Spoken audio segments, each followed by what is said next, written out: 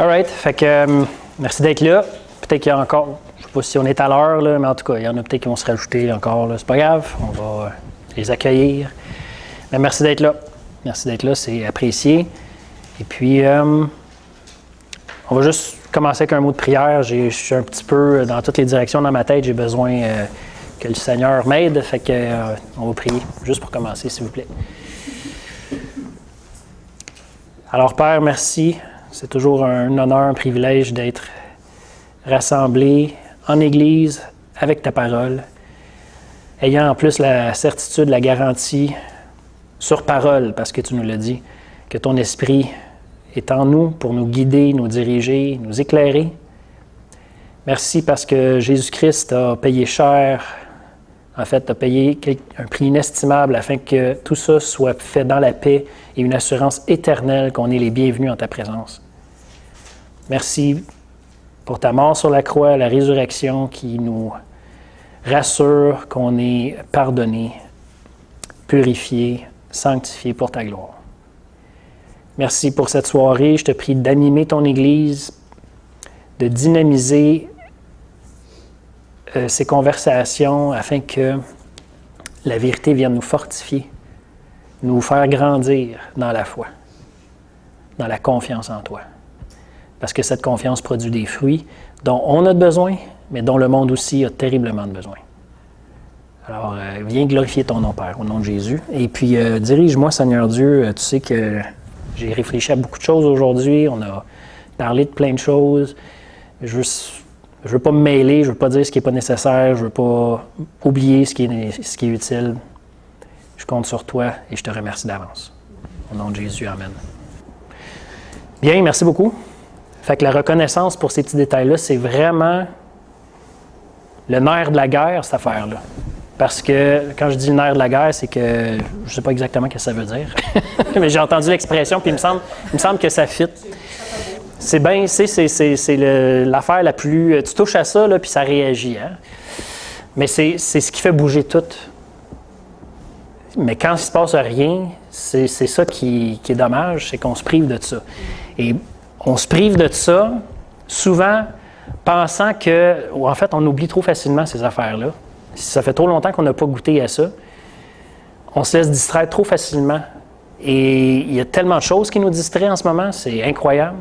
Et puis, si on n'est pas vigilant, on se fait voler, entre guillemets, je dis bien entre guillemets, mais c'est pas qu'on se fait voler, c'est qu'on laisse la porte ouverte, puis n'importe qui vient nous voler ce temps-là, en fait, qu'on a laissé aller, et qui est un temps pour connaître Dieu.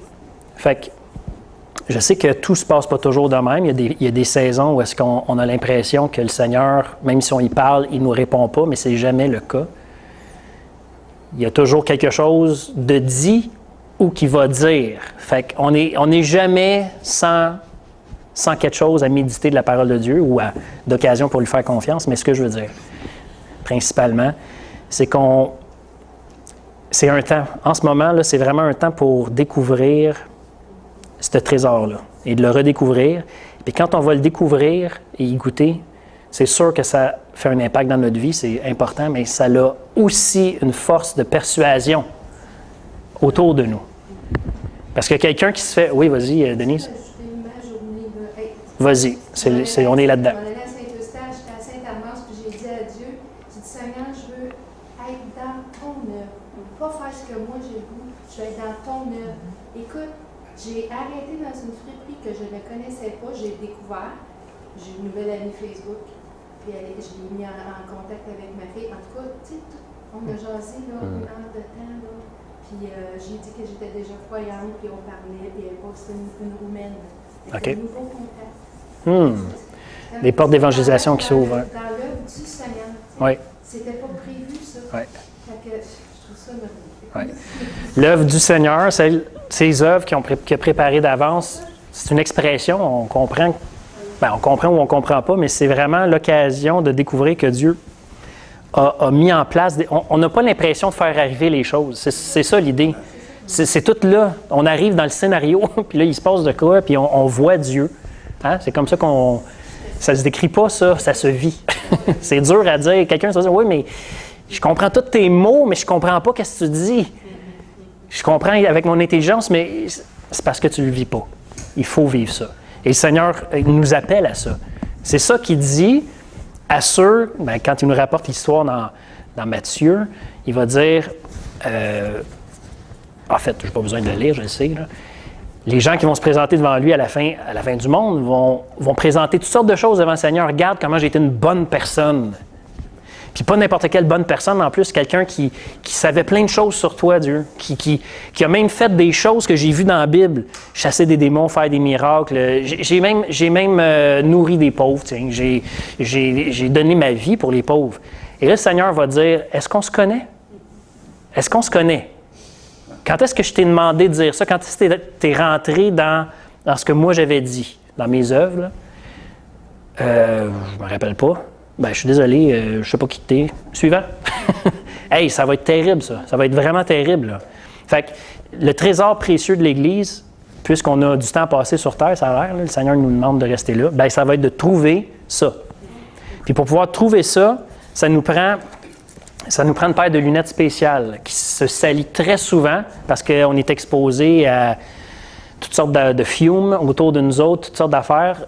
Il faut les nettoyer, ces lunettes-là. En fait, il faut les réajuster constamment. C'est la parole de Dieu. Ça nous prend des lunettes qui fait que, mais là, je vois, je sais ce que je dois voir, je sais comment voir. La vérité. La vérité nous affranchit ou elle nous libère du mensonge. Et elle ne vient pas toute seule. Parce que nous, on dit c'est la Bible, c'est de l'information biblique. Non, c'est pas ça. Oui, ça ici, là, je peux jeter ça aux poubelles, c'est pas grave. C'est juste des mots imprimés sur des pages. Mais dans ça, les mots tels quels, quand le Saint-Esprit parle en arrière de ça, là, on découvre que c'est pas la parole de Dieu. C'est le Dieu de la parole. C'est pas pareil. Il y a quelqu'un qui parle. Et ça, c'est ça. C'est ce qui fait la différence entre quelqu'un de sauvé et quelqu'un qui ne l'est pas. Mais bref, c'est ça, le nerf de la guerre. Et il faut se battre pour ça. Puis arrêter de perdre du temps sur des choses chrétiennes qui ne nous font pas avancer là-dedans. Exemple, la fin du monde, c'est quand déjà? La Bible parle de la fin des temps, pas de problème. On peut en parler comme la Bible en parle. On va faire ça, puis on le fait d'ailleurs avec l'Apocalypse. Les temps de la fin, puis la fin des temps, qui sont deux petites choses légèrement différentes. Mais c'est quand, puis, ou bien ces conspirations-là, c'est qui en arrière de ça, qui c'est qui nous en veut, puis tatati, puis tatata. Hey, ça, là, personnellement, j'ai déjà vraiment eu un attrait puissant pour ça. J'avais acheté plein de livres, je passais du temps sur Internet. C'est incroyable comment tu peux passer du temps sur Internet pour essayer de trouver, puis c'est tous des sites qu'ils n'ont pas beaucoup de références. Ils peuvent te donner des sources, ça, mais ça t'amène toujours plus loin. Puis là, tu as un trou, c'est comme un carré de sable. Tu sais, du sable sec, là, tu essaies de faire un trou, t'es incapable. Ça se remplit tout le temps. Il y a toujours quelque chose à creuser. Tu finis plus, tu ne trouves jamais le fond. Tu sors de là, puis tu es frustré, fâché contre le monde entier, contre le diable, contre ton voisin, puis là, c'est Big Brother partout, puis là, j'ai rien vécu avec Dieu, moi, là. Je suis vide, je me sens encore plus loin de lui, je me sens misérable. En tout cas, il faut arrêter ça. Sérieux, là, le Seigneur pourrait nous dire... Le Seigneur nous dit, en fait, qu'on a déjà beaucoup de choses devant nous. Qu'est-ce qu'on en fait avec ça? Qu'est-ce qu'on en fait? Dimanche qui s'en vient, là, on reprend dans l'Apocalypse. Ça va être la lettre à l'église de Smyrne. En fait, c'est l'église des Smyrnéens, là, littéralement, mais l'église de Smyrne, la deuxième. C'est la plus courte. 4 versets. 4 versets. Puis, c'est une église, on va le voir dimanche, là, c'est une église souffrante. Le Seigneur n'a pas de reproche à lui faire. Mais ce qu'il lui dit, là, c'est comme, Seigneur, c'est une église élogieuse, là, c'est une église exemplaire, tu y parles tellement pas beaucoup. Pourquoi? Je vais vous laisser sur votre appétit pour l'instant. Mais c'est simple le message de Dieu, mais c'est profond. Je ne sais pas si vous avez déjà entendu l'expression que les eaux calmes sont les plus profondes. Avez-vous déjà entendu ça? Si vous promenez sur un lac, moi, mes grands-parents restaient proches du lac Saint-François. Puis, fait que j'allais là régulièrement, presque à tous les dimanches l'été. Puis bon. Puis on allait faire des tours de bateau. Et sur le lac Saint-François, il y a ce qu'on appelle le canal ou le chenil, là, où est-ce qu'il y a les gros bateaux qui passent. C'est là où le lac est le plus profond. Puis, par temps normal, là, quand il n'y a pas trop de vent, là, il y a de la vague partout sur le lac, la petite vaguelette, sauf dans le canal. C'est de l'eau est lisse. C'est vraiment spécial. L'eau est vraiment creuse, là, par exemple. Puis, bon, c'est ça. Fait que c'est juste pour illustrer le fait que les eaux calmes sont les plus profondes. J'ai entendu ça à un moment donné, j'avais trouvé ça intéressant. Mais la parole de Dieu est simple comme de l'eau. Mais il y a une profondeur là-dedans qu'on ne peut pas, en une vie, aller toucher le fond. Là non plus. Mais il y a des trésors à découvrir. Mais ces trésors-là sont disponibles. Ils sont là, ils sont à nous, en fait. Dieu nous dit que c'est à nous. Pas au monde, à nous. C'est nos perles à nous autres. Puis là, on met ça de côté parce qu'on dit « Ah, c'est compliqué » ou « c'est banal, je sais le message ». Puis là, on se tourne vers des picadilles qu'on ne trouvera jamais le fond, jamais de certitude, on ne pourra jamais prouver avec hors de tout doute que ça vient la conspiration de ci, de ça, qui fait en sorte que... mais c'est quoi cette histoire-là? Ça sert à quoi de savoir ces choses-là? J'aimerais ça vous poser la question.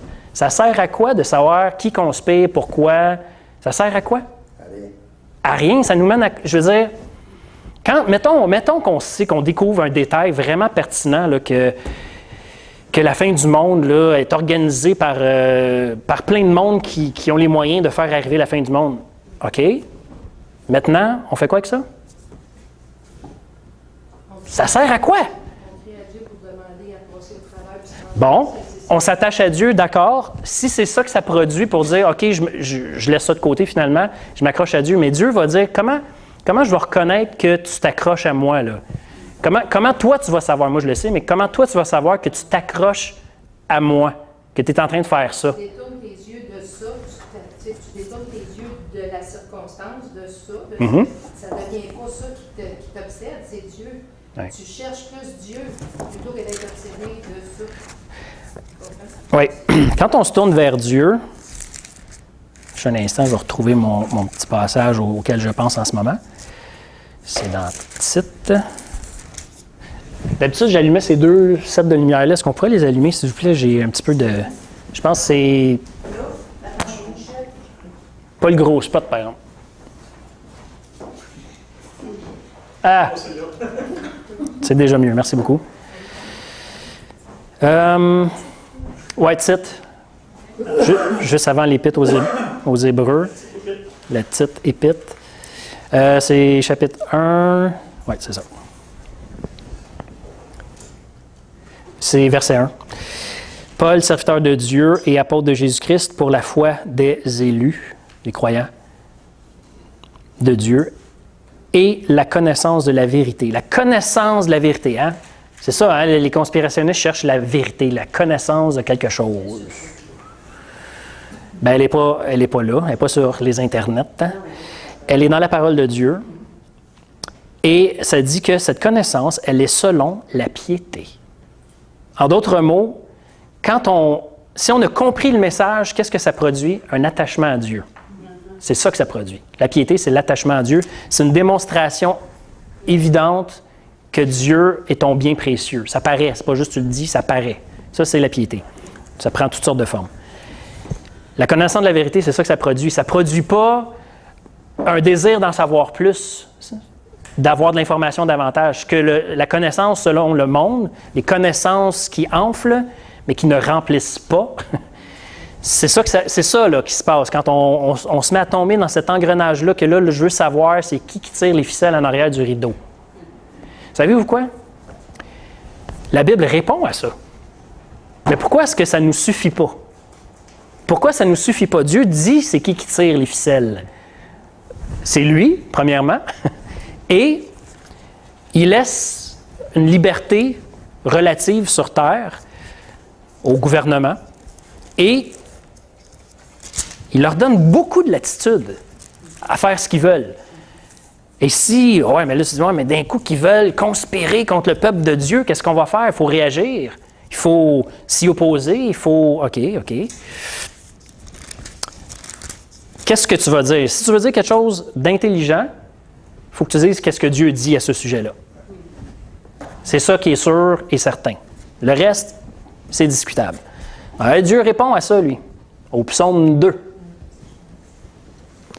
Dieu dit, c'est le psaume 2, fait que c'est rare que tu le manques parce que tu restes sur ton appétit avec le premier, tu dis c'était tellement bon, on peut-tu continuer? Oui, psaume 2. Pourquoi ce tumulte parmi les nations? Ces vaines pensées parmi les peuples? Pourquoi les rois de la terre se soulèvent-ils et les princes se liguent-ils avec eux contre l'Éternel et contre son oint? Y a-t-il quelqu'un qui a la parole la Summer? Oui. S'il vous plaît. J'aime mieux la version Summer. Oui, s'il vous plaît. Merci beaucoup. OK. Je recommence, mais dans la Summer. Pourquoi tant d'effervescence parmi les nations païennes? Pourquoi donc trament-elles tous ces complots inutiles?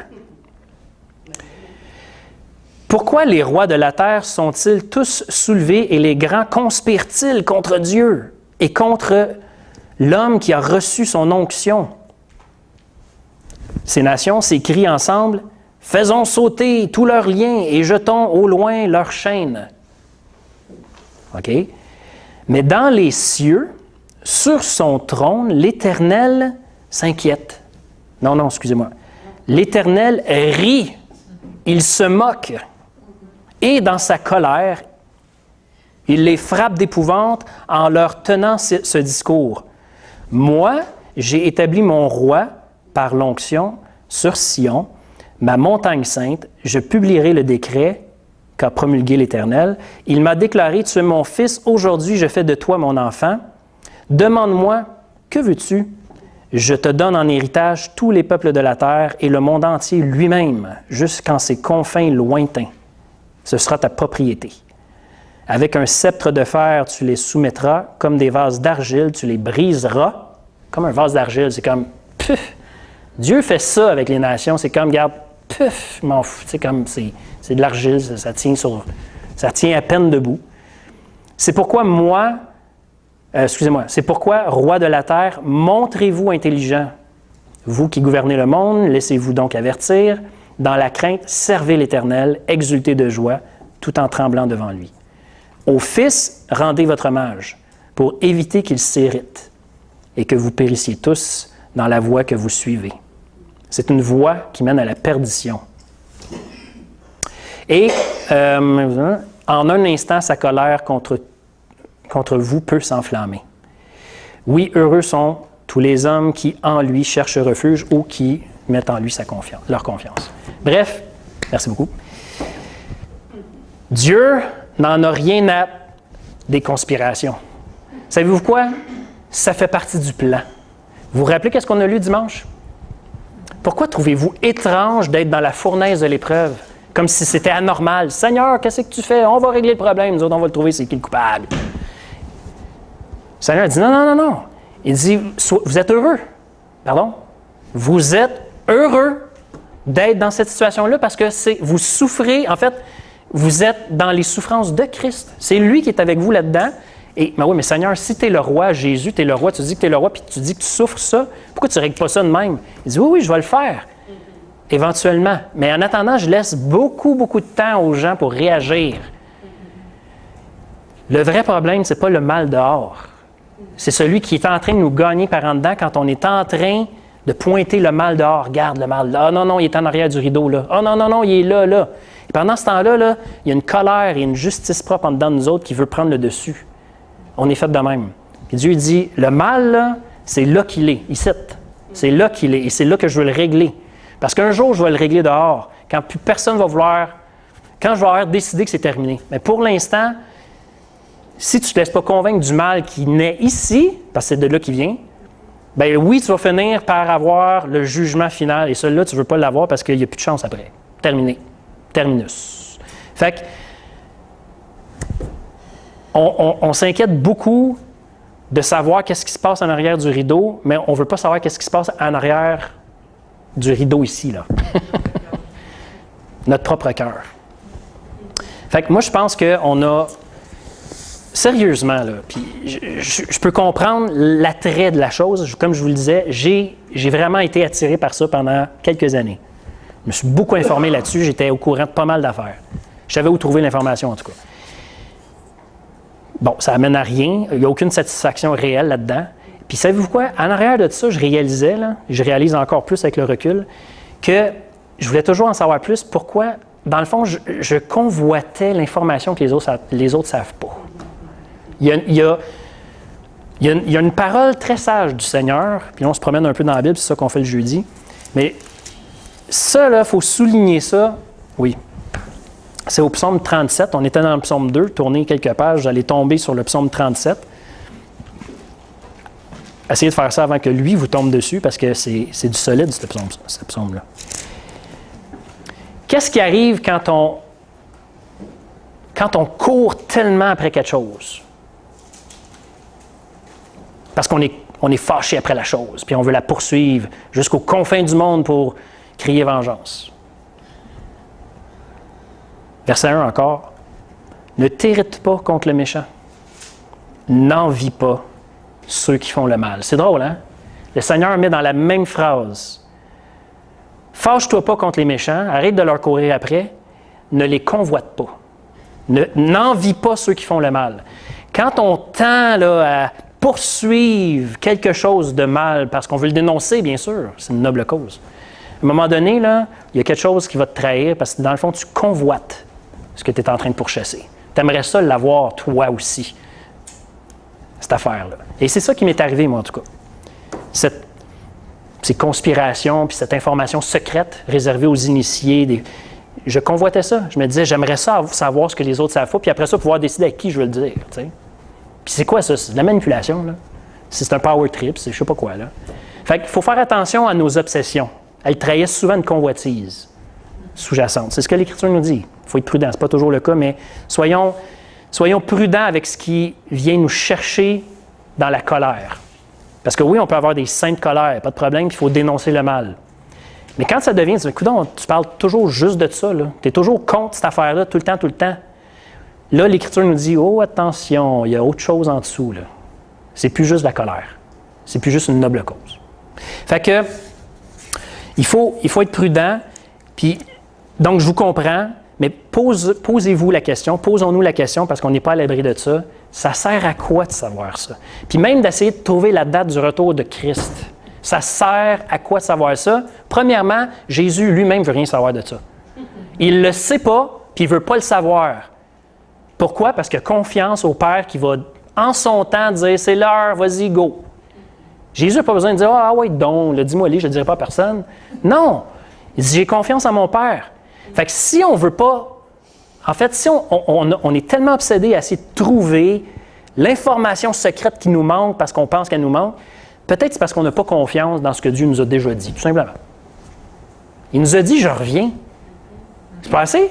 Je reviens, puis en plus, inquiétez-vous pas pour tout juste ce qui va arriver avant, ou même d'ici là, inquiétez-vous de rien, ça va brasser de partout, ouais, des tremblements de terre, des catastrophes par-ci, par-là, des faux docteurs, des faux prophètes. Ah ouais, donc. Mais inquiétez-vous pas. Je reviens, inquiétez-vous pas. Puis là, non, là, ça nous démange. On a, non, il faut tout savoir. Il y a de l'incrédulité en arrière de ça. Je suis désolé, mais il y a de l'incrédulité en arrière de ça. Le Seigneur nous informe de plein de choses importantes au sujet de son retour, au sujet des grands principes. Les détails, ça ne nous appartient pas. Ou en fait, ce qui n'est pas dans la Bible clair, ça ne nous appartient pas. En fait, on peut ne pas comprendre des choses que Dieu va nous faire comprendre plus tard, mais si ce n'est pas une information soutenue bibliquement, on n'a pas besoin de savoir ça. Cherchons-la pas, c'est pas bon pour nous. La révélation, c'est pour le peuple de Dieu. Ce qui est caché, ça appartient à l'Éternel. Bon. Je voulais juste faire un petit... Pas de montée de lait, là, mais je voulais juste insister un peu là-dessus parce que je suis fasciné par la profondeur, par la richesse de la parole de Dieu en ce moment. C'est comme je disais tantôt ce midi à Chantal, entre autres, c'est particulièrement à cause du cours que j'ai pris, mais j'ai l'impression, ce que ça produit dans ma vie en ce moment, là, ça me donne l'impression que je n'ai jamais étudié la Bible avant. OK? Et c'est, comme je disais, c'est simple. Mais là, tu dis, OK, il faut que je prépare un message sur 4 versets dans l'Apocalypse. Je me disais, savez-vous que j'ai planifié? J'ai dit, je vais faire les 2 églises, pas juste une, 4 versets. Fait que je vais faire Pergame aussi, et tout de suite après, ça fait une longueur à peu près normale d'une prédication. T'sais. Fait que j'imprime tout ce que j'ai à faire. Puis là, je plonge dans mes 4 versets de l'église de Smyrne. Et tabarouette. J'aurais peut-être pas assez de temps dimanche pour couvrir tout ce que j'ai à dire. Fait que, mais là, tu te dis, tu regardes le texte de haut, tu te dis, ah ouais, 4 versets, tu sais, bon. Puis là, tout d'un coup, tu creuses, puis là, tu t'aperçois que c'est plus toi qui regarde le texte, c'est le texte qui te regarde et qui te dit, je suis là, moi. T'es-tu là, toi? Puis là, je dis, non, je n'étais pas là, je suis désolé. Je n'étais vraiment pas là. Il y a un message. La Bible, elle parle toute seule, hein? Savez-vous qu'on n'a pas besoin de trouver des messages à dire ou des prédications à faire? On a juste à regarder le texte attentivement et le message est là. On suit le texte puis on le fait parler. C'est tout. Fait que je découvre des choses vraiment extraordinaires. Fait que je me dis, mais qu'est-ce qu'on a à dire? OK, on a-tu d'autres choses? C'est quoi le programme après? Y a-tu... Non, c'est quoi ça? Impossible que... En tout cas, ça reste simple de même. Puis je vais vous faire un dessin tantôt, quand même assez important, qui m'a fait beaucoup réfléchir et qui m'aide à comprendre des choses. Mais avant d'y arriver, il est quelle heure? OK. Avant d'y arriver, je veux juste m'assurer que je... Ouais, OK. On pourrait juste... non. Ouais, c'est ça. Je m'amusais à écrire un genre de dialogue entre un croyant et Dieu. Je veux juste être sûr de le partir à la bonne place.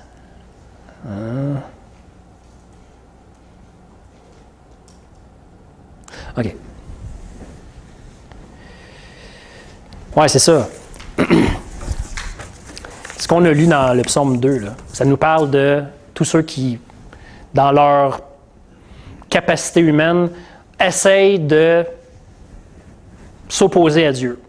Dieu nous parle de conspiration contre lui. C'est pas nouveau en passant, la conspiration. Savez-vous quoi? Ça, comme je disais, ça fait partie du plan de Dieu. Depuis Genèse 3, depuis le péché d'Adam et Ève, c'est connu, c'est même pas caché.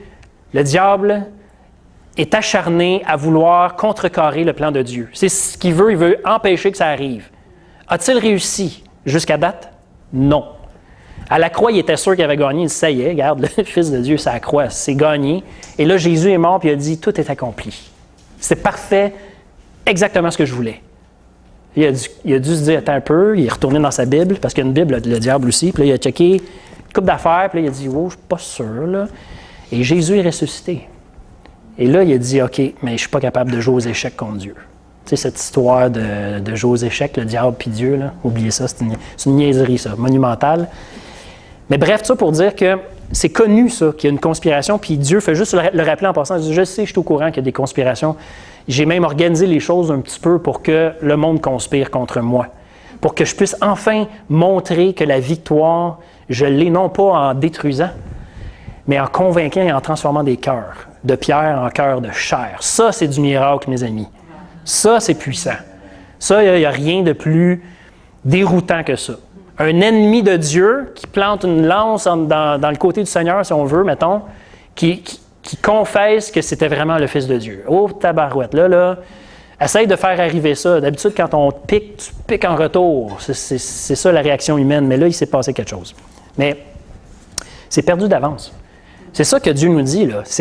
Les conspirationnistes, pas les conspirationnistes, les conspirateurs plutôt, et ceux qui se liguent contre son peuple, contre l'Église, ont déjà perdu. C'est perdu d'avance.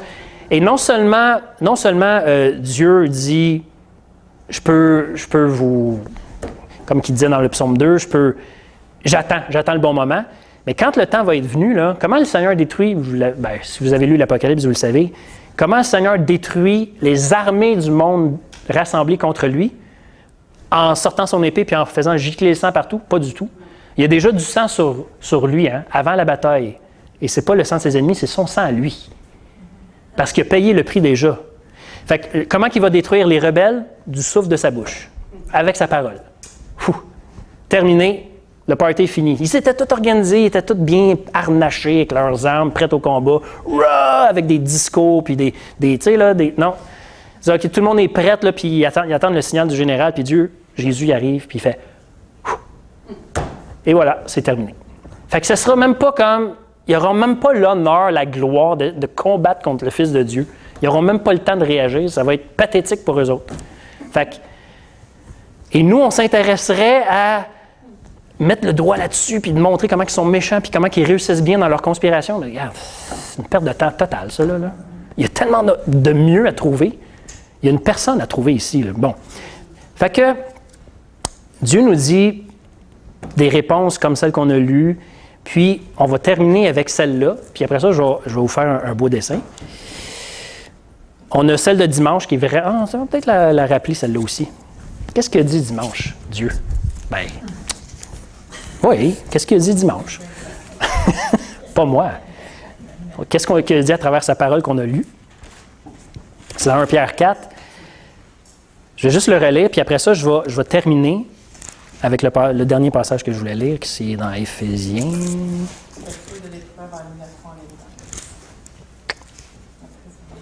Voyons. Éphésiens 1. OK, ici, ça va être 1 Pierre 4, les versets 12 à 19. Fait que comme on disait tantôt, Seigneur, qu'est-ce que tu fais? Qu'est-ce que tu fais là, devant tes ennemis là, qui sont organisés? Eux autres sont organisés, Seigneur, toi, tu n'as pas l'air organisé.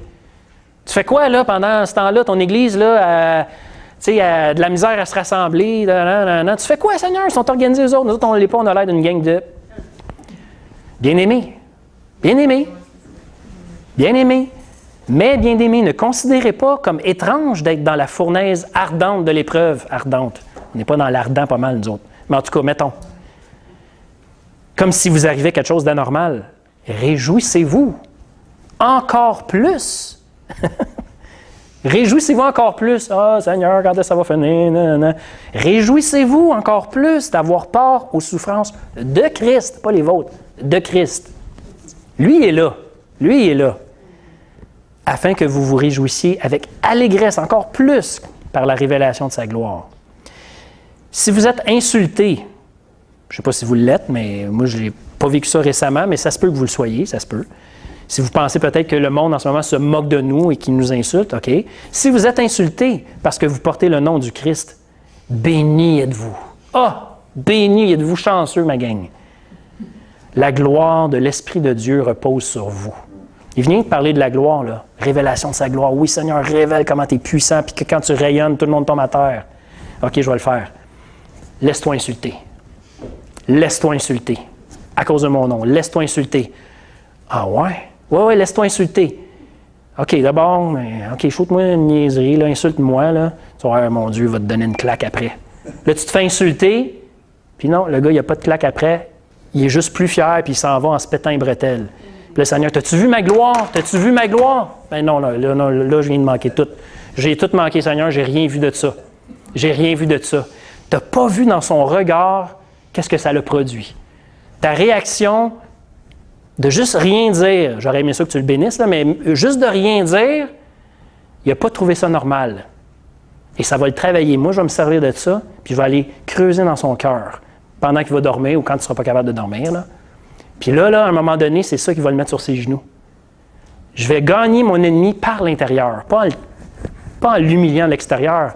Je vais le gagner de l'intérieur, sans même s'en rendre compte. Fait que ma gloire s'est manifestée. Fais juste être comme moi dans cette situation-là, parce que je suis là, moi. Cependant, qu'aucun de vous ne souffre comme meurtrier, comme voleur, parce qu'il fait le mal ou qu'il s'impose dans la vie des autres. Si on vous insulte à cause de ça, bien, vous l'avez mérité. Puis encaissez, parce que c'est ça que vous méritez. Puis même si c'est trop grave, vous allez aller en prison, puis je ne vous sortirai pas de prison parce que vous avez fait ça. Mais si c'est comme chrétien, qu'il n'en ait pas honte, n'en ayez pas honte, mais glorifiez plutôt Dieu, parce que vous êtes dans ce nom. Vous le portez comme un vêtement, c'est moi qui ai mis ce vêtement-là autour de vous. C'est ma dignité. Dieu, là, le Dieu 3x5, j'ai mis ma dignité sur vous comme un vêtement. Vous faites partie de ma famille. Vous portez les vêtements royaux de ma personne. Et vous auriez honte? Parce que de toute façon, c'est pas facile en ce moment, puis ça ne l'est pas jusqu'à mon retour. Car c'est le moment où le jugement commence par la maison de Dieu. Or, si c'est par nous qu'il débute, quelle sera la fin de ceux qui refusent d'obéir à la bonne nouvelle de Dieu? Mais vous avez obéi à la bonne nouvelle de Dieu puisque vous vous dites que vous êtes des enfants de Dieu, et avec raison. Parce que vous avez mis votre confiance en Christ. Donc, vous faites partie de la famille. Et s'il y a une correction ou un jugement, c'est normal que je sois bien plus intéressé à votre croissance à vous avant de m'occuper des autres. Parce que j'ai promis que j'allais venir régler le cas du monde. Il est vaincu pour moi. C'est réglé, les autres. Pourquoi est-ce que j'essaierais de leur taper dessus? Au contraire, je veux plutôt exercer ma patience. Pendant ce temps-là, je vais vous préparer à me connaître davantage, etc., etc. C'est un honneur que Dieu nous fait de nous juger comme étant sa famille. Si on doit vivre des moments difficiles, des épreuves, c'est une bonne chose et même une raison de bénir, de glorifier Dieu, de se réjouir. Pas simple, pas facile. C'est pas vrai que c'est pas ça qui est dit non plus, là. Mais c'est une étape nécessaire et temporaire en passant. Temporaire. Et si le juste est sauvé avec ou à travers les difficultés, que deviendra celui qui est impie et pécheur? C'est un appel à la repentance pour eux. Et le dernier verset qu'on a lu, ainsi que ceux qui souffrent selon la volonté de Dieu, selon la volonté de Dieu. Avez-vous lu comme il faut, là? Ceux qui souffrent selon la volonté de Dieu. C'est Dieu qui est en arrière de ça. Et bien qu'ils s'en remettent au Créateur, qui est digne de confiance, fidèle, tout en faisant le bien. Remettre, ça ne dit pas arrêtez de souffrir ou arrêtez de vous plaindre, non.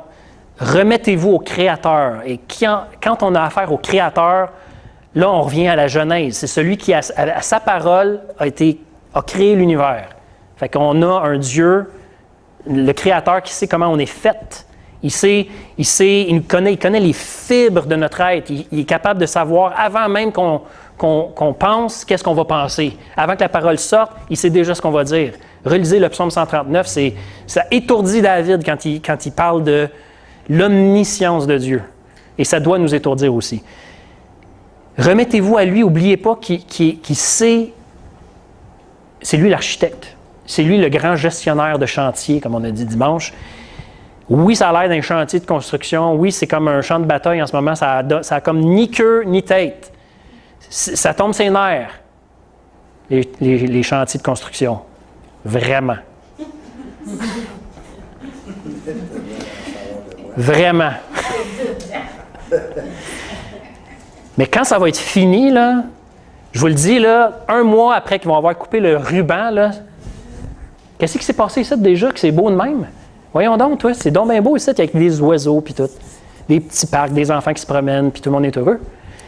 Mais c'est comme ça, c'est ça qui s'en vient, là. Dieu, c'est son champ de construction en ce moment. Et les souffrances, tout le bruit, le chaos, c'est sale, bon, vous avez compris. C'est tout en attendant. Dieu est en train de faire quelque chose de très bien, il est digne de confiance, et arrêtons de remettre en question ses bonnes intentions. N'oubliez pas, c'est ça qui nous a jetés dans le trouble.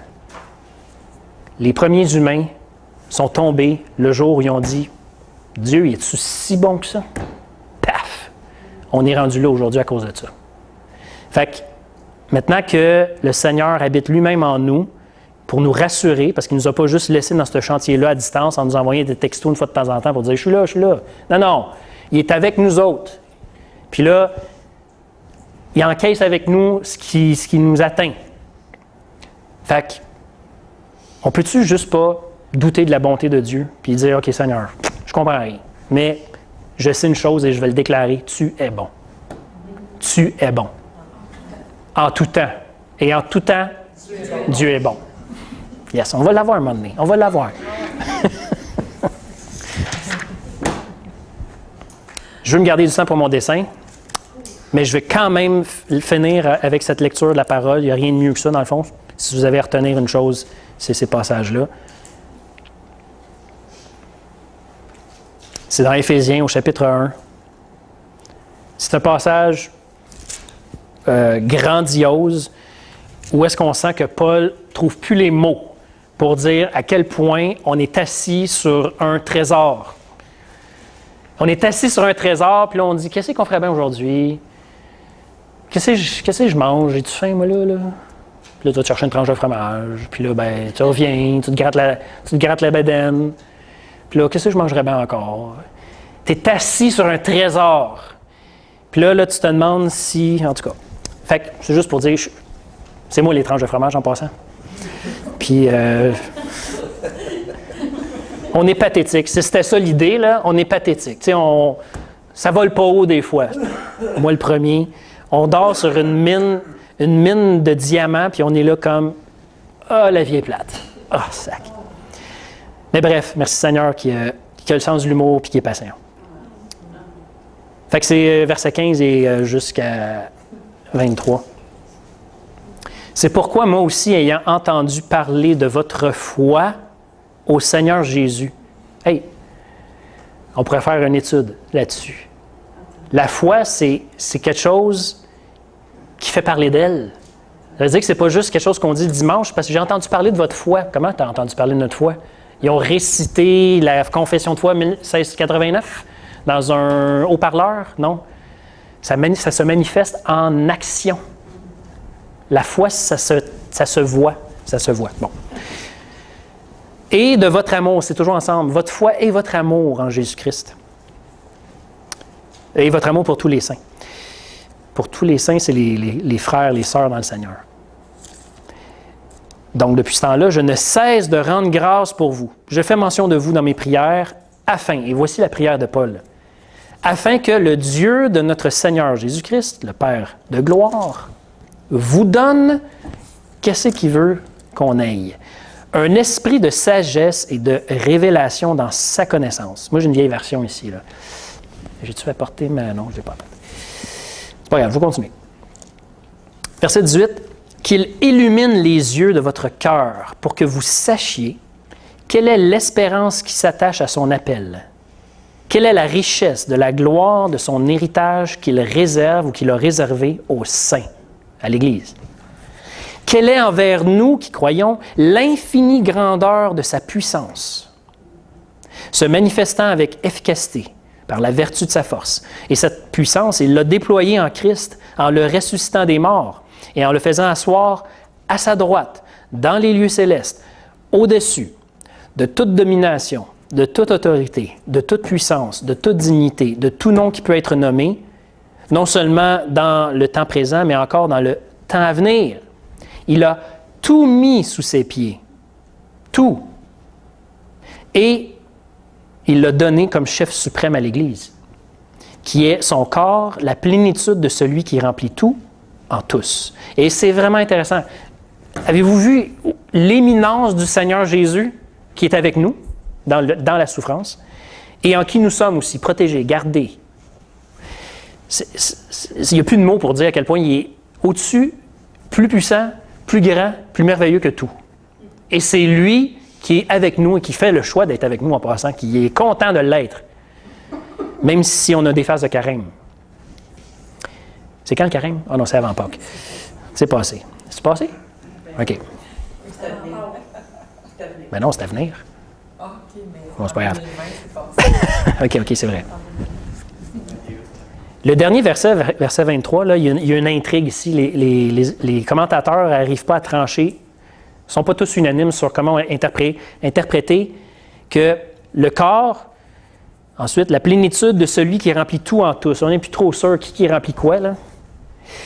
Ben, il y a une interprétation qui est surprenante, mais très possible aussi. C'est qu'on vient de parler de Jésus qui remplit tout, finalement. Jésus est celui qui est tout, OK? Mais il a été donné comme chef ou comme tête à l'Église. Avez-vous essayé de faire fonctionner un corps sans sa tête? Je ne pense pas que la science a réussi jusqu'à date, que je sache. Ni l'inverse, une tête sans le corps. Hein?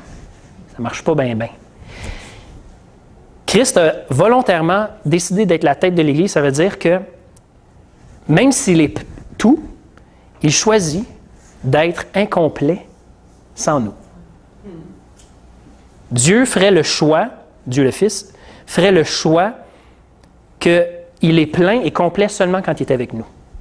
Et ça, c'est pour l'éternité en passant. Là. C'est pas parce qu'à un moment donné, il décide que ça change, que ça va changer. Ça ne changera pas. Dieu, le Fils, dit, moi, là, je suis aussi grand et puissant que je suis incomplet sans mon Église, sans ceux pour qui je suis mort, mon épouse. C'est extraordinaire. Fait que, on a une parole de Dieu encore disponible, on a une parole de Dieu encore accessible et on a tellement d'outils pour la connaître. Tellement d'outils pour la connaître. Ce que je veux vous montrer, puis là, vous ne me verrez plus sa caméra, mais vous allez voir le dessin normalement. J'espère que vous allez le voir. Je vais baisser ça un petit peu de même. J'ai juste un crayon qui fonctionne bien, puis c'est le bleu et peut-être le vert. Fait que j'espère que... Sinon, ben, on s'en reparlera. Oui, c'est ça. Ce que je veux dire... Hein? Oui, je vais avec ce que j'ai. La parole de Dieu, c'est une puissance, c'est la puissance de Dieu. Okay? C'est une puissance de transformation. Puissance de transformation. Vraiment. Elle transforme des gens profondément et éternellement à son contact. Quand le Seigneur nous parle par sa parole, il se passe quelque chose. Mais il peut y avoir des blocages. Il peut y avoir quelque chose qui empêche ça d'arriver. Maintenant, ça ne vient pas de moi en passant. Ce que je vais vous montrer là, ça vient d'un des auteurs que je suis en train de lire dans mon cours, Bryan Chapell. Oui, c'est ça, Chapell. Je ne sais pas, vous allez voir ici, vous reconnaissez une Bible? C'est une Bible. Okay? Je ne sais pas quelle version, mais c'est une Bible. Ce qui est important de voir, c'est qu'il y a une croix dans le milieu, dans une Bible ouverte. Ce qui veut en d'autres mots dire, ça c'est moi, ça c'est ma portion personnelle et créative, OK? C'est que d'un couvert à l'autre, ça parle de Jésus, la Bible. OK? Même l'Ancien Testament, même les passages bizarres qui parlent de culte lévitique avec des sacrifices d'animaux, de blablabla, les généalogies sans fin, bref, le déluge, whatever, tout parle de Jésus. C'est un message unifié qui pointe vers Christ. Fait que ça, c'est la Bible. Et la Bible, elle a on va dire, une lumière rayonnante ou une puissance rayonnante qui est je vais l'appeler la lumière, c'est écrit lumière pour ceux qui ne voient rien, lumière plutôt qui transforme. Lumière ou Christ qui transforme. Et on veut voir ça, mais sachez là, qu'il y a des experts, des théologiens qui connaissent la Bible par cœur, qui l'enseignent à d'autres et qui ne sont pas transformés par ce message-là. Ils ne croient même pas. Ça existe, ça, là, à Montréal. OK?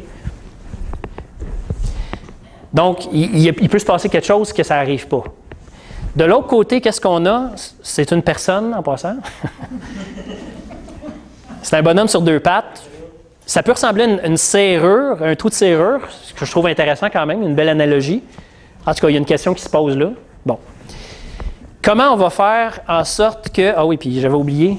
J'espère que mon rose fonctionne. C'est-tu rose ou rouge? Peu importe. C'est un cœur.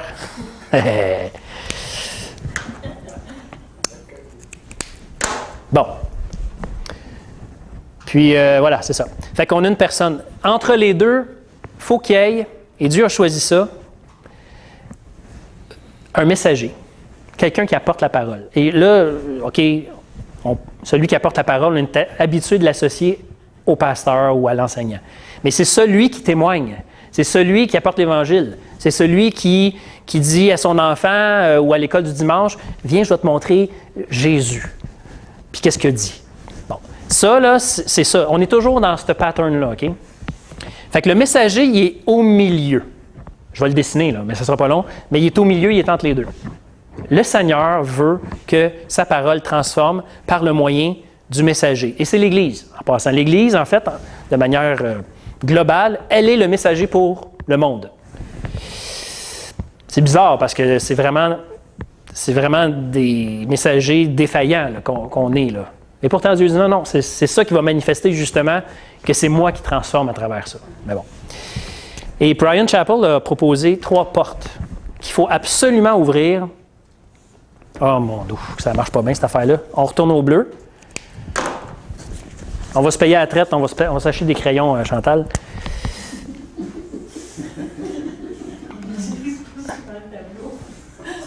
Non, mais tu sais, quand on a de besoin, là. Oui, c'est ça.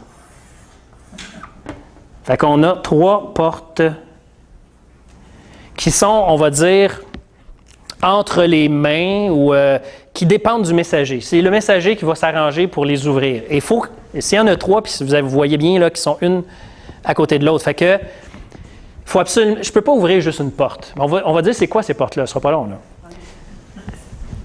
Il faut absolument que je les ouvre toutes pour qu'il se passe de quoi. Et la première, c'est dommage. Je vais vous dire c'est quoi, OK, même si vous ne voyez pas clairement, là. C'est la parole. Je vais vous donner aussi un mot technique qui est quand même, je vais le dire pareil parce que c'est comme ça que je l'ai appris, puis c'est parce qu'on pourra le définir mieux une autre fois, c'est pas grave. Logos. Logos, ça veut dire verbe ou parole. Mais c'est un concept très large, très profond qu'on pourrait plus développer, mais contentons-nous de parole. Ça, là, c'est tout ce que j'utilise comme moyen technique, on va dire, pour communiquer, la communication. J'ai besoin de communiquer et de me faire comprendre. C'est à la base. Que ce soit un moyen écrit, que ce soit un moyen parlé, il faut que j'ouvre, que je rende accessible le message par ma parole. Ensuite, j'ai ça vient de pire en pire, le pathos, ça c'est, je vais juste sortir mon petit dessin à moi pour que je ne me trompe pas des... Je vais appeler ça, conviction profonde ou puissante. Le pathos, c'est avoir une conviction profonde et puissante. C'est d'être... Parce que la Bible, là, on peut l'apprendre, il faut d'abord la lire, essayer de comprendre, mais à un moment donné, il faut qu'il y ait un impact. Il faut qu'elle ait un impact sur nous. Là, tu te dis, ouais, c'est puissant cette affaire-là. Et là, il vient de se passer quelque chose. C'est plus juste... Car Dieu a tant aimé le monde qu'il a donné son Fils unique afin que quiconque croit en lui ne périsse pas, mais qu'il ait la vie éternelle. C'est tous les mêmes mots, mais il y a une dimension qui vient de te saisir. Ça, c'est le pathos. C'est conviction profonde. Il faut être convaincu pour convaincre. Hein? Et on a dernièrement ici, ou en tout cas premièrement, selon le cas, ethos. Ça a un drôle de mot, là. On a le mot éthique qui vient de ça. Et ça, ici, c'est quoi? C'est... Je fais des gros efforts d'écriture.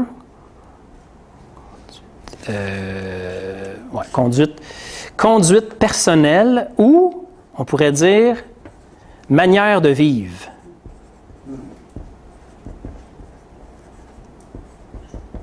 Manière de vivre.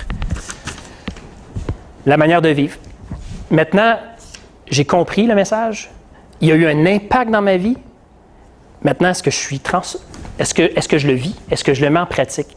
Ou est-ce que je fais juste mettre une façade, mais quand la façade ou quand plus personne ne regarde la façade, bien là, je ne vis pas le message. Ça, c'est l'éthos. Manière de vivre, conduite personnelle. Et remarquez bien que ces 3 portes-là, donc, la manière que je le communique, la conviction que j'y mets, mais la manière de vivre sont nécessaires pour que le message atteigne ou passe. La parole, elle va faire quoi? Elle va atteindre la tête, si vous voulez, OK? La porte, elle va atteindre, pas la porte, excusez, mais la deuxième porte, la conviction profonde va toucher le cœur. Wow, là, tu me saisis là, parce que tu dis, tu es convaincu. Puis l'éthos va faire bouger les pattes, mettre en action. Il faut absolument que le messager, quel qu'il soit, évangéliste, pasteur, parent, grand-parent, celui qui communique la Bible, il faut que tout ça s'ouvre avant qu'il se passe de quoi dans la vie de la personne. Seulement, il y a une chose, regardez bien. Je vais mettre ici. Orange, es-tu bon, lui? Oui. Nique ta langue.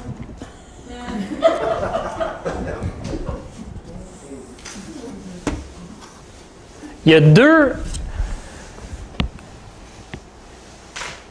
deux sens pour... je vais m'expliquer. Ça ici, c'est la voie, V-O-I-E. Ça, c'est un autre mot, c'est quoi? Chemin? Direction? En tout cas, la voie de l'auditeur. L'auditeur. C'est lui, ça, l'auditeur. C'est celui qui écoute. Lui, là, comment ça se passe pour lui? Il faut d'abord que le message soit compréhensible. Si tu me dis n'importe quoi et que tu es un mauvais communicateur, ça se peut que tout de suite en partant, moi, je reviens d'abord. Après ça, tu me dis plein d'affaires, mais on dirait que c'est un cours de biologie que tu me donnes là, à propos de la Bible. Fait que tu n'as pas l'air convaincu ou ça a l'air d'être juste de la matière, fait que je reviens d'abord. Ou bien non. Oh boy, tu me dis des choses que je ne suis pas sûr. Je comprends pas toutes, c'est clair, mais je comprends pas toutes, mais tu es convaincu. Fait que là, wow, j'aimerais ça que tu m'en parles plus. OK?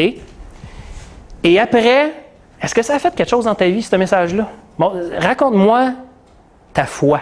Tu sais, là, j'ai entendu parler de votre foi, on a lu ça tantôt. Raconte-moi ta foi, pas explique-moi-la. Raconte-la-moi par ta vie. Et si tout ça se tient, eh bien, la lumière qui transforme va atteindre la personne au complet. Parce que si on prolonge les rayons, là, c'est tout. Là. C'est pas juste la tête ou le cœur, c'est tout. Ça, c'est comment lui, ça va se passer pour lui. Mais ici en haut, on a un autre mouvement qui est aussi important. C'est pas un bon crayon non plus. C'est voix du Saint-Esprit. Pendant que lui est préoccupé de savoir, premièrement, si tu parles bien, si tu es convaincu, puis si ta vie est en ligne avec ce que tu dis, le Saint-Esprit, lui, dit non, moi, je regarde si ta vie est en ligne avec le message, si ça continue de t'impacter, de te convaincre toi-même. Puis après, on travaille aussi sur la manière de le dire. C'est important de la manière qu'on le dit. Il faut que le message soit clair. Puis c'est là qu'on peut s'équiper. Là, je suis en train de prendre un cours en ce moment sur l'homilétique. L'homilétique, elle se concentre sur ces deux portes-là. Comment dire le message clairement et comment... Même ça, on travaille là-dessus, mais pas tant que ça. Plus ici. Sur comment j'amène le message pour qu'il soit le plus clair possible, accessible. Voilà. Puis, mais quand on fait ça, ça vient travailler beaucoup les convictions profondes, ça nous bouleverse. C'est comme, wow, la parole de Dieu est extraordinaire. Mais le Saint-Esprit, lui, il regarde en premier ça. L'éthos. Est-ce que ta vie... Parce que moi, je peux peut-être essayer d'ouvrir les portes, mais si le Saint-Esprit dit non, moi, je la garde fermée, celle-là, parce que ta vie, là... Avec le message, on va travailler sur des affaires avant d'ouvrir la porte, parce que sinon, c'est pas de la lumière qu'ils vont voir, c'est de la boîte.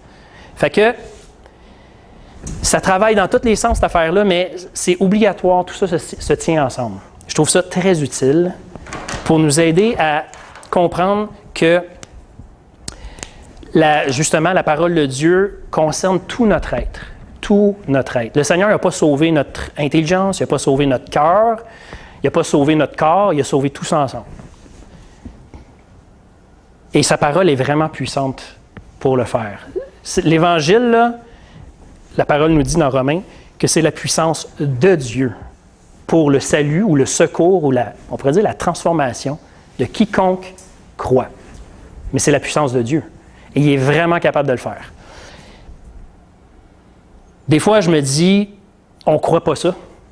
On ne croit pas ça parce qu'on va sur Internet pour essayer de trouver quelque chose qui nous rendrait crédibles aux yeux du monde avec notre Évangile. Parce que, on se dit, on va trouver les conspirationnistes, comme ça, ils vont vraiment nous croire que la Bible, l'Apocalypse, c'est vrai. Mais attends un peu, là. Ça veut dire que tu ne crois pas que juste le message de Christ crucifié et ressuscité va convaincre les gens? Ça prend quelque chose de plus? C'est quelle crédibilité qu'on va aller chercher? C'est complet, là. C'est complet. Bon, fait que... Avez-vous besoin d'autres explications? On pourra en jaser tout ça, là, parce que là, il est pas mal l'heure de terminer. Mais vraiment, là, moi, je suis obsédé un petit peu par cette affaire-là en ce moment. Mais le Seigneur, moi, sur quoi il me parle beaucoup, là, c'est ça ici. Mais en fait, il cogne à cette porte-là. Il cogne à la porte. Parce qu'on a vécu des moments dans la parole qui nous a éblouis, qui nous ont éblouis. Hein? Puis ça arrive peut-être à tous les matins pour certains d'entre vous. Puis c'est béni, puis c'est précieux, puis il ne faut pas dire c'est pas assez. Non, c'est vraiment important. C'est dans le milieu, c'est comme C'est vital. Puis il faut apprendre, ça ici, c'est le travail beaucoup des anciens, de trouver des moyens de mieux comprendre la parole, de mieux la voir, pour mieux la montrer. Ça, c'est le travail des anciens énormément, mais les diacres aussi en passant.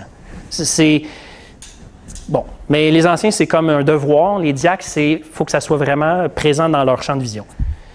Ensuite, bien, c'est ça, les convictions, c'est quand on a vraiment cet impact-là. Puis, mais la conduite, comment on incarne le message.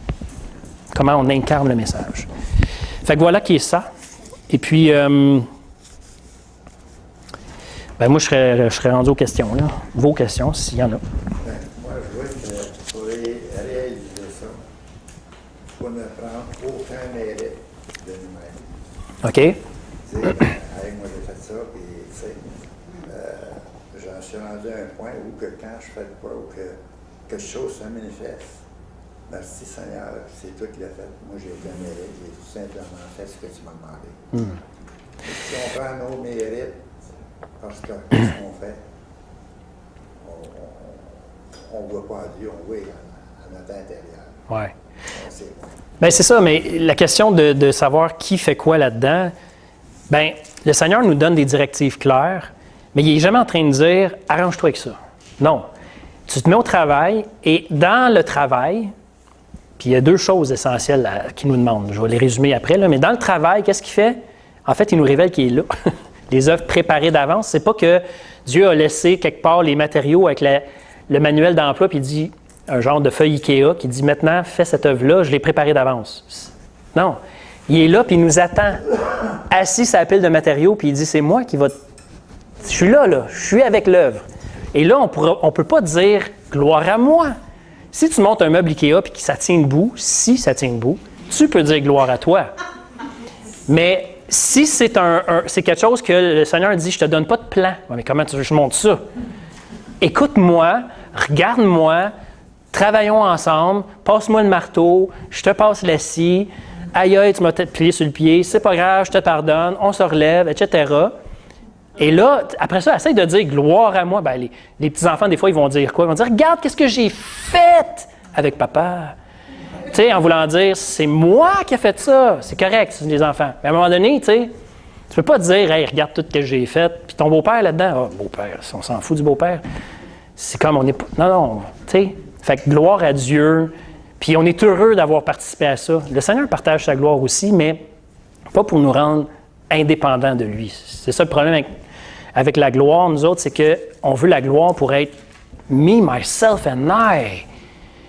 Mais quand c'est ce genre de gloire-là qu'on cherche, Dieu dit « OK, on va travailler dans l'atelier encore avant de sortir. » Fait que c'est ça. Bien oui, effectivement, merci André de rappeler que toute gloire revient à Dieu. Dieu nous libère d'une fausse...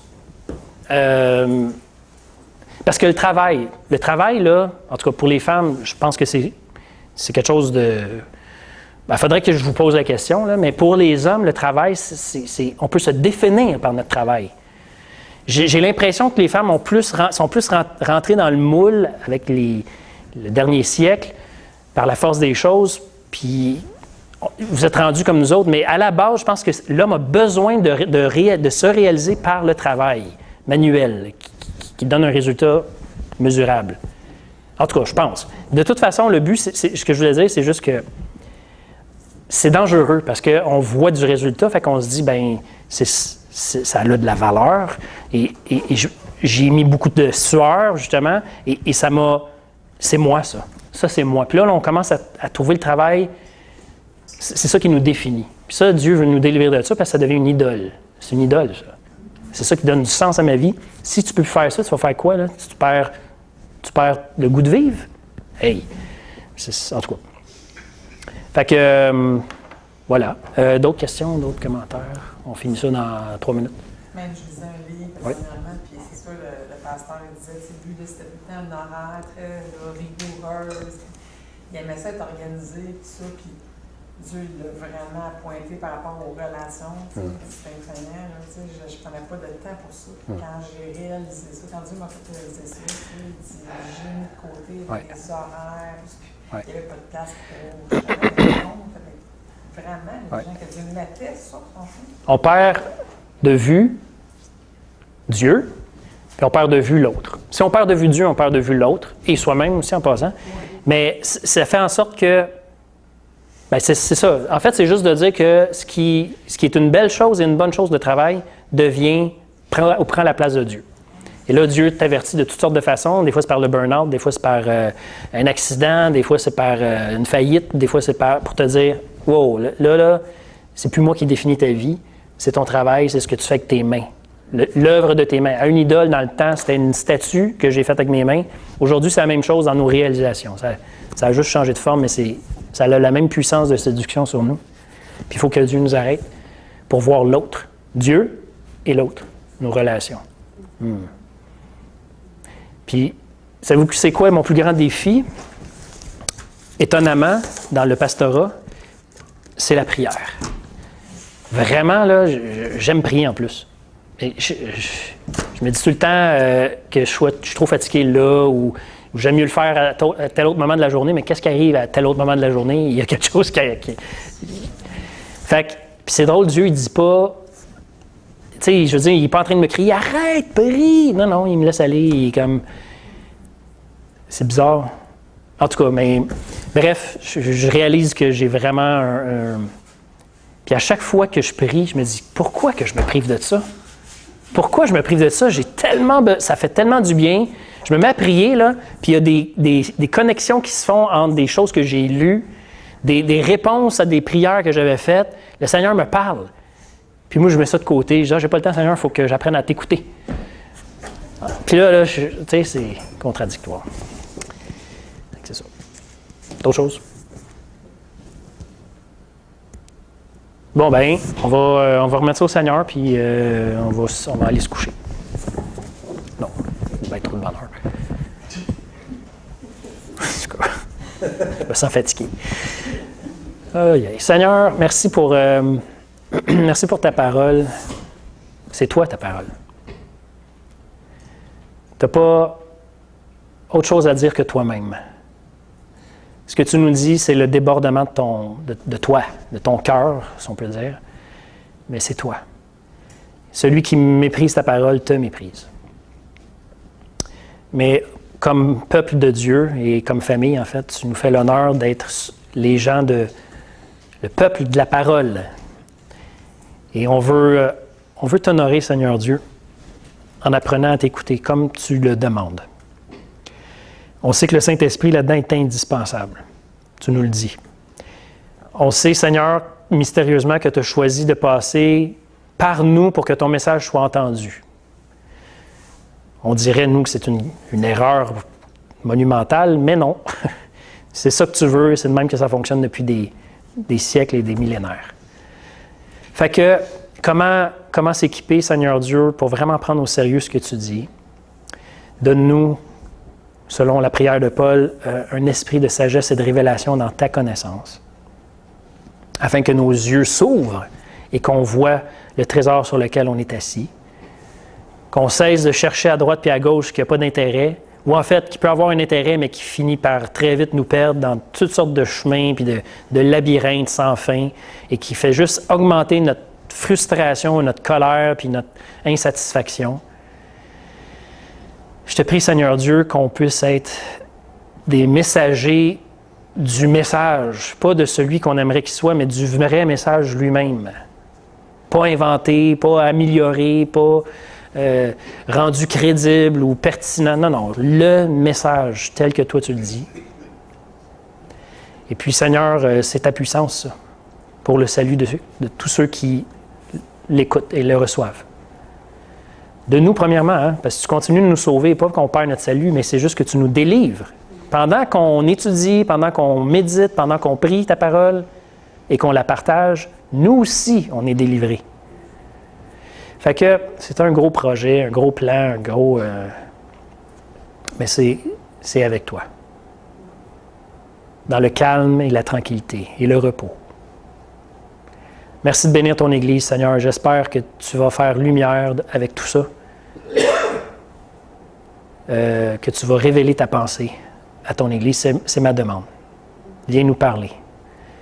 Et prépare-nous pour le message de dimanche, Seigneur Dieu. Au nom de Jésus. Amen. Bonne soirée à tous et bonsoir à vous.